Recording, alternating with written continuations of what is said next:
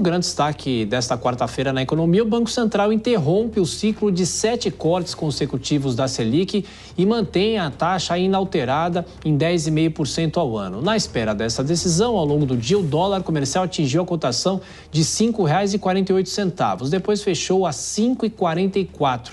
E o nosso entrevistado agora é o economista, consultor e conselheiro do Instituto Brasileiro de Governança Corporativa, Carlos Caixeta. Como vai o senhor? Mais uma vez, muito obrigado pela atenção, pela gentileza. Bem-vindo.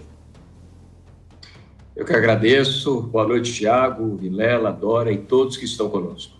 Bom, muito obrigado. E, inclusive, no documento, no comunicado que o Banco Central divulga, eu pensei aqui algumas frases. O ambiente externo mantém-se adverso, a política monetária nos Estados Unidos também é uma preocupação e, claro, quanto à velocidade com que se observa a queda da inflação de forma sustentada em diversos países. E ainda, o comitê avalia que o cenário segue exigindo cautela por parte dos países emergentes. Era uma decisão, de uma certa maneira, esperada pelo próprio mercado, pelos analistas, mas esses tópicos aqui podem fazer com que essa política dos juros acabe redundando no quê a partir de agora? Em uma manutenção permanente por um período, talvez, ainda de alguns meses? Qual a avaliação do mercado nesse momento, Carlos?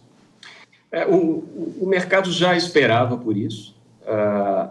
O cenário internacional realmente não ajuda.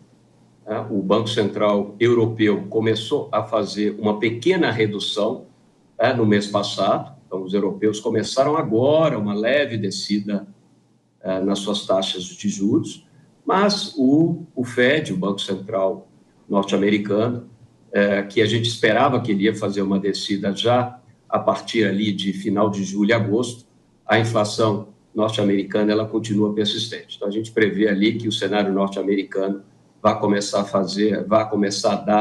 a dar uma aliviada, principalmente na inflação de serviços, vai começar a aliviar por volta de outubro, agora já se fala em novembro. Então, juros norte-americanos altos mantém ali todo mundo preocupado, não só o Brasil, o mundo inteiro. Isso realmente impacta. Então, o mercado já esperava essa manutenção. E quando o governo também deixa para zerar o déficit público em 2025, e joga um ajuste fiscal lá para o próximo governo, e você faz as perspectivas, olha para a nossa inflação com o IPCA, e você vê repiques. É porque o Banco Central não olha mais para 2024. É importante entender isso. 2024 ali, agora, segunda-feira, no relatório Focus, que faz esse grande compêndio ali dos agentes econômicos, ele já mostrou um pequeno aumento na expectativa do IPCA, não chegou a 4% para esse ano, mas chegou um pouquinho lá, o próximo já está aumentando. Aumentou o IPCA, a perspectiva de inflação também para 2025, manteve-se em 2026. Então, o Banco Central começou a ficar preocupado, principalmente por essas questões lá do déficit fiscal. Então, quando você pega esse bolo todo, cenário internacional complicado, todas essas questões fiscais, o governo não fala em redução de corte, de gastos. Agora, o presidente Lula começou a falar sentiu que a coisa é séria, começou a falar de corte de gastos essa semana, começou a falar agora, já devia estar fazendo o seu para casa. O governo precisa entender que ele é responsável também pela manutenção da taxa de juros da Selic. Quando o governo faz o seu papel, ele traz estabilidade. Quanto maior a estabilidade de um país em suas contas, como política fiscal, melhor. Ele manda sinais positivos, inclusive no Banco Central. Então, tem que fazer o para casa, não adianta. Não adianta bater eleger o presidente do Banco Central, dizer quem não está fazendo o seu papel é o Banco Central. Não adianta. Sim. Nós estamos observando, foi uma decisão unânime, todos os membros, inclusive os indicados pelo presidente Lula, os 4 votaram a favor. Ambiente difícil, tem que manter a taxa de juros inalterada. O mercado já esperava, acertou 100%. Eu fiz minhas apostas lá, eu já estava trabalhando com esse cenário há mais tempo nas minhas empresas, então mantém-se a taxa em 10,5%. E, Carlos, em relação à inflação aqui no Brasil e também com a alta do dólar, que de uma certa maneira pressiona também os produtos, os preços aqui no Brasil. Qual é a preocupação do Copom a partir de agora com a inflação aqui dentro também? Porque, claro, a gente acompanha o cenário externo, mas a preocupação do cenário interno. Aqui a situação em relação ao custo de vida é uma avaliação um pouco mais positiva ou não necessariamente? O Copom vai acompanhar de perto o chamado núcleo da inflação.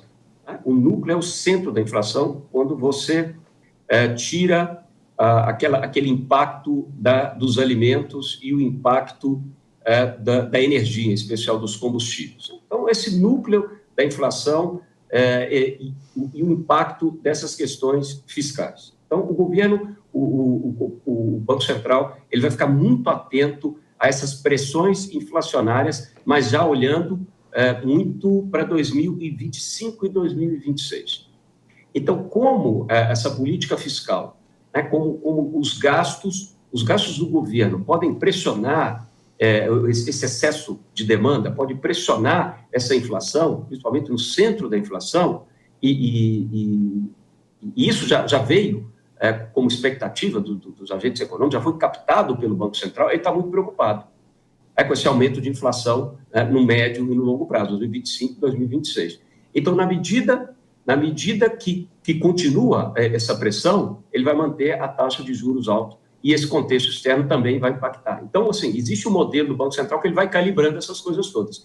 E ele só vai começar de novo esse movimento de redução quando essa pressão, quando ele entender e captar nos seus modelos lá econométricos, quando ele captar que essa pressão já é suficiente para essa inflação 2025, 2026, ela começar a reduzir. Captou que ela começa a reduzir, eles voltam a fazer esse processo de redução novamente. Vamos ficar com lupa acompanhando.